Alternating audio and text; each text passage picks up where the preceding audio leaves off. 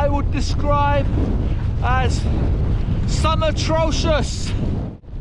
It was 40 degrees in London. Apparently there was some kind of heat wave. This is one seriously tricky section. I saw a couple of days ago someone's Cambrian Way video, and there was a comment on that video saying that, oh, this trail is really poorly waymarked, there's no, you know, they don't show you the directions, blah blah blah. Well, this is a trail where you gotta be navigating, and you gotta be good at navigating, and even if you think you're good at navigating, you still can come a cropper a little bit. Yeah, this isn't a trail if you want to be spoon fed the directions and way markers showing you which way to go. You know, if you want that, keep to the West Highland Way and the Great Glen Way and the South Downs Way. It's like a tropical rainforest here, trekking through this. I could be in Borneo or somewhere. Warm rain. On my own here, the path is perilously close to the edge here. One slip and I'm falling down there, probably never to be seen again. Tony Drake, MBE, may you rest in peace. As I sit down on your bench, you were an absolute nutter for devising that trail, but thank you very much. Proper adventure. Look at that. Look at that, there's millions of flying ants here. Just look at that. I'm coming through, you bastards. What the? Get that? Things I do for YouTube.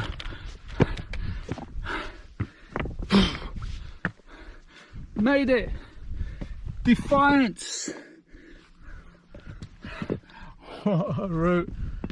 They're trying to get some shade against the wall.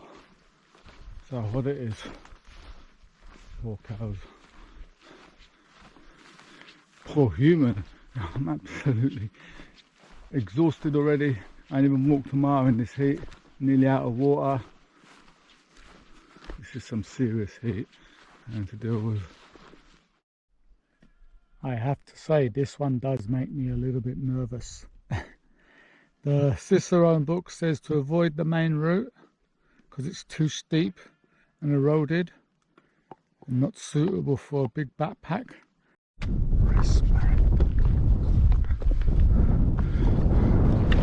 Respect Mountain of Rhinog 4. Respect.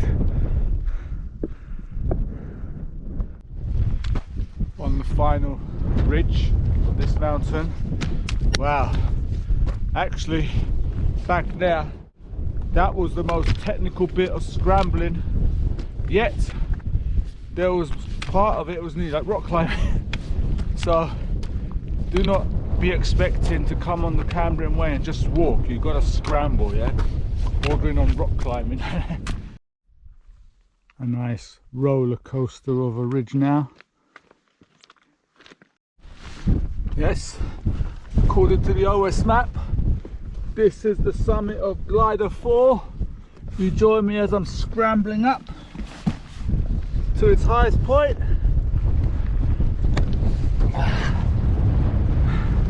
Sorry about the grunting, but I'm quite old. Made it. There's no way I'm standing on that. I'm not shyly. 1001 meters, the strangest mountain on the Cambrian Way.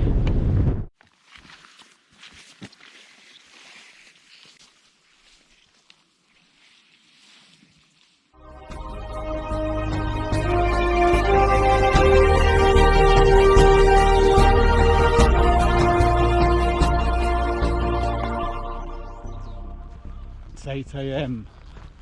It's Wednesday, 20th of July. I'm in Wales, Cardiff, Brute Park, on a scorching week so far, but guess where I am now? There it is, Tafe, Cambria. The Cambrian Way.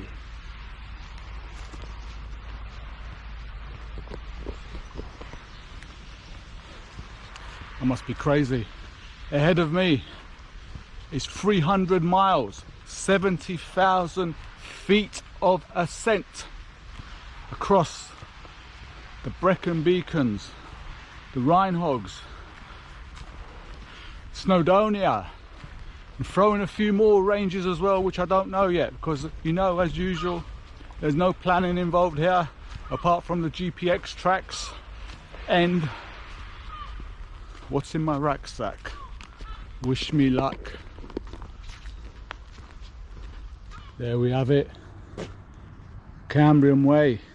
It's on the Ordnance Survey map, just been put on.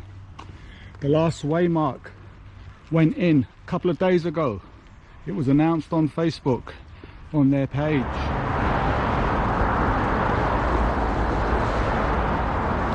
So 6 miles in, we're crossing the M4, outskirts of Cardiff.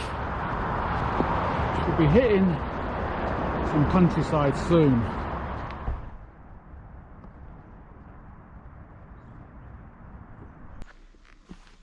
Starting to like that little hat. What's that, a Quaker's hat?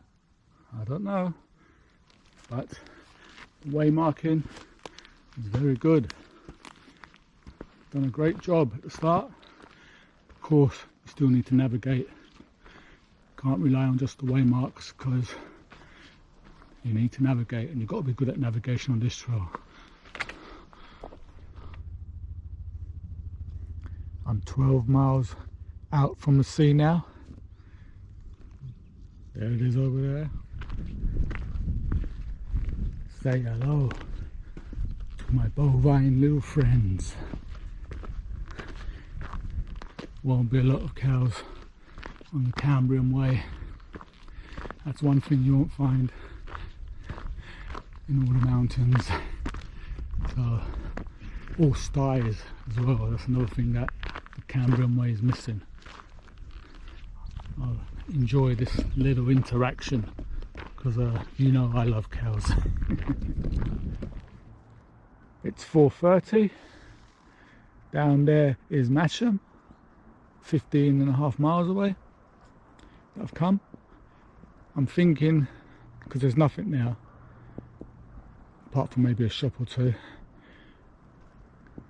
Cambrian Way goes up there. I might wild camp up there near that tower. Looks like open ground there. Once you get through the forest, it's quite steep. A steep climb out of Matcham.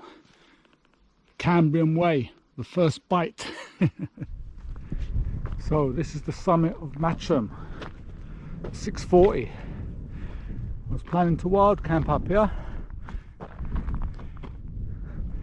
but they've got cameras there, so I'm going to try and go down there, maybe away from the camera, wait a bit longer,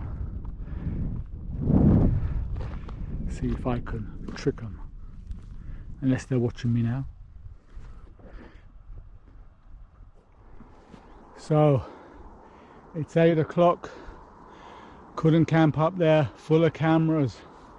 I've come about 18.5 miles. Down there is a big town, don't know where that is, but I can hear teenagers screaming and drunken louts down there. But look where I am, in the bracken. This is like a little goat track I found off the trail, about half a mile off trail. I've come through there, which is like a jungle. I'm gonna have to do a full tick check. But it seems okay. It's all dry. I'm gonna do a bit of stealth camping a la, what's his name, that Canadian guy, Steve Wellis or something, Steve Wells. The step 2s, I haven't got no step 2s, so I haven't got a beer, but I've got an energy drink, but I'm not going to drink that. All fun and games. Good morning. It's 5 AM. I slept surprisingly well in there, considering my situation. About 9 o'clock last night, I actually heard someone come through there. He even coughed as he walked on past. Unbelievable.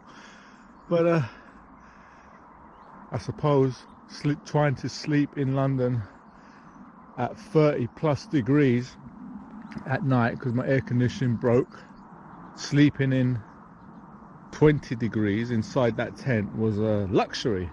I slept straight through until now. It is quite a beautiful setting here. These bracken. I could be in, I don't know, jungle somewhere.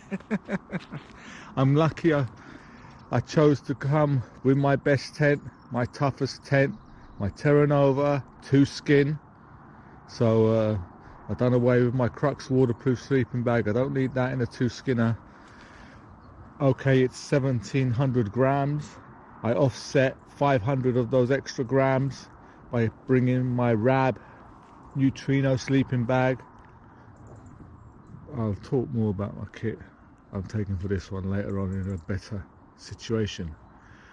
Could be a nice sunrise brewing over there, or has it already happened? I doubt I'll be able to see it behind that little hill there. But you never know. Birds are singing. Start of another day. Okay, so here's the Cambrian Way. Up there, can you see the mast where I was last night? 24-hour monitored security up there. I don't know what that is up there, probably a super duper 5G tower because there's great internet here. But anyway, this is what I saw last night. A little goat track heading off into the bracken. Little do I know how condensed that bracken is once you get past those little wildflowers there. Like a jungle in there, but I walked about, like I said, about probably less than a quarter of a mile. It wasn't that long because we talked about 3 minutes. It always seems longer when you're a bit nervous trying to find a camp space, but that was about a 3-minute walk down there. See, it's a slope, but like I've said before many times, nature will never let you down. You'll find somewhere. You can see I've got to go through that town now. There was no way I was going to go down there last night. There's going to be nothing now to go all the way through it and then back out onto the hills to find somewhere. I'm trying not to bed and breakfast it and stuff like that because I want a wild camp on this one all the way, probably, unless I find like a campsite conveniently placed on the way. Nice canal walking. Just seen a man and his mother walking their dogs.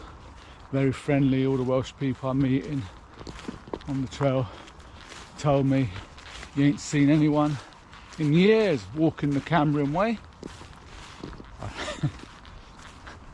I was going to tell him where Snowy goes, others will eventually follow. So get out there. You're not walking anywhere flat for long on the Cambrian Way. Back up now, steep climb to a viewpoint up there, then we get onto a ridge.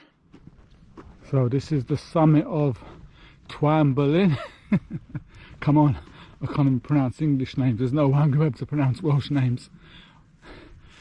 Beautiful summit, views, look at that. Out across the sea still. But we're about 25 miles away from that. I thought I was out of boost. It's a scorching day now. I looked down the back of my rucksack and I found one hiding behind there. So thank you to the channel members. I think I have a few more since the last time I mentioned it. These ones are on you. Thanks a lot. This must be the notorious Kissing Gate. The guidebook gives you a long way avoiding this in case you can't get through. You don't want no camping here as well. Dim Goasala, I've been told. All right. No way I'm walking the wrong way round because of this. I'll climb over this, no problemo. It's 3 o'clock. I've just had loads of food, took on loads of water and soft drinks at the petrol station down there in that town. So I'm on my way to the grotto. Apparently the kids around here have to work hard to get to see Father Christmas. That's a steep climb and it's still climbing. Dim picnics. No picnics. Why? Seems a bit authoritarian. Can't enjoy a picnic in the outdoors? What's wrong with you? I suppose back in the medieval days they probably had archers out there looking out for anyone having a picnic. You probably get an arrow in your picnic at best. It's coming up to 6 o'clock. This is the summit of Cambrian. Apologies in advance. About 400 something meters above sea level. The road down there, just seen the farmer in his Land Rover going down there, but Cambrian Way up there looks like open fields, open hill. There's cows in the distance over there, but we'll camp somewhere over here, I think.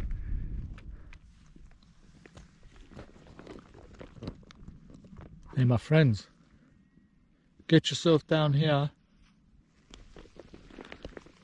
start munching there, because I want a flat bit there. That's it, come on, come on, you've got work to do over there, come on. What is that at the back of your...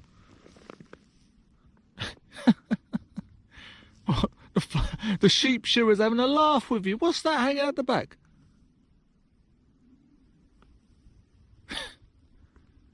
You better start munching that way. I've really lost the plot tonight.